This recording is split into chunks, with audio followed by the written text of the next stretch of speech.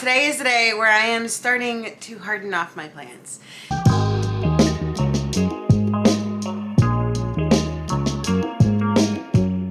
Now, this is definitely a process that takes some dedication, some timing with the weather, and just a lot of making sure everything is okay.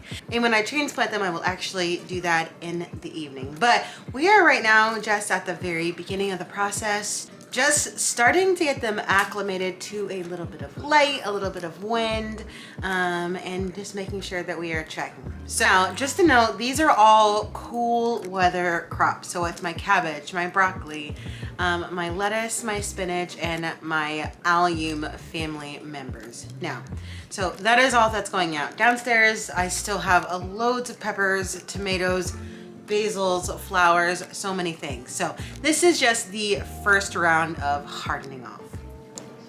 So this is everything, what it looks like before it actually goes in the ground. Cabbage looks good, broccoli looks good, and I am just hoping that all of this lasts outside and does not die, okay? Now, my seed starting area is in the basement, so it is taking lots of up and down trips to put everything outside. And that's probably another reason why I dislike it. If you had a rolling cart, this process would be so easier. If you had a garage that you had them in, then you have no worries. But if you're walking, welcome to my world. Now, these plants are going to stay out here for 2 days on the porch. Now, we'll bring them in every night, but this next 2 days, I will just increase the time little by little. Things that you want to look out for is making sure that you're keeping an eye on the wind. If they're just getting dry, they are going to get a little bit drier being out in the sun, being out in the elements. Now, this is day 3. They're looking really, really good. Everything is just very healthy, very starting to get super, super green. My seed snail looks like amazing, and I'm very proud of it. And for the next 2 days, these are where these plants are going to stay. So this is day 3 and day 4, and as always, the time increases, and they come in at night. So it is currently high winds. This has been the first night that the plants were actually overnight last night, but I can't take a chance. It's like we're in a high wind alert today, so everything is coming in. No! I know, no, me too, buddy, me too. But that is why we have helpers. My husband is wonderful, and here I am just inspecting everything.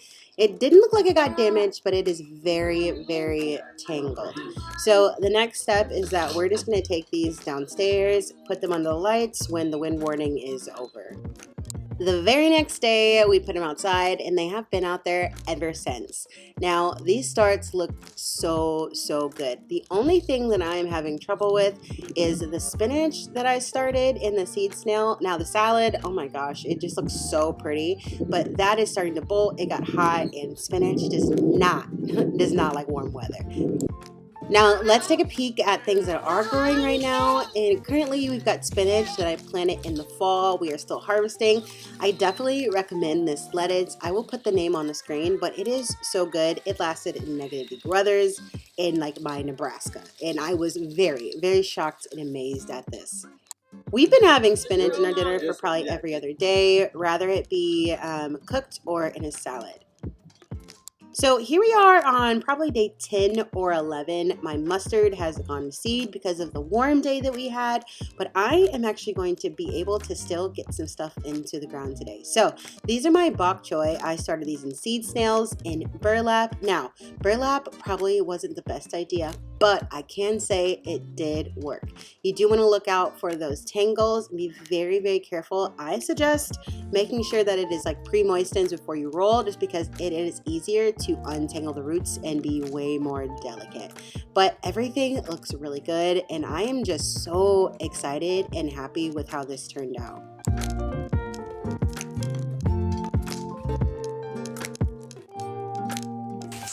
Now, this is my designated Bok Choy tower this year. I actually found this on this side of the road. My neighbors across the street planted something in it, and they moved, and I was very quick to snatch this up. I kid you not, I looked very, very funny hobbling this across the street. Now, the Bok Choy is just easily separating for me, which is so good. I was a little bit worried about that being in the burlap, but it is going in very smoothly. I'm spacing these about 3 or 4 inches apart because I really don't mind if they get like too crowded, because we're just going to probably harvest the outer leaves instead of harvesting the whole plant. But we will see how that goes. Definitely using this in stir fries, in ramens, and any like Asian inspired meals.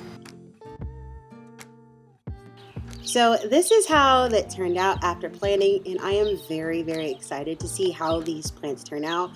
This is my first time growing bok choy, but it will not be the last. So make sure you stay tuned, and happy gardening!